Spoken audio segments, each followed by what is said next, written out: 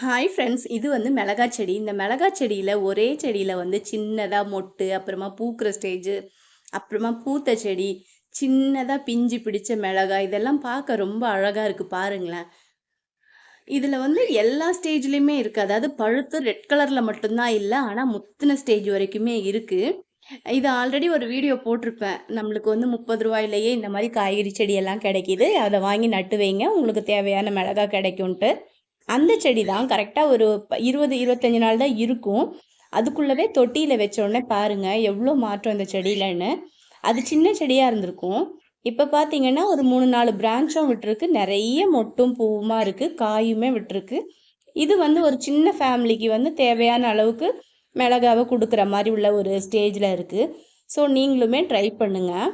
இதை பாருங்கள் எவ்வளோ அழகாக இருக்குது அந்த காய். ஆனால் செடியிலேருந்து பறிக்கும்போது அது ஒரு சந்தோஷம் தாங்க.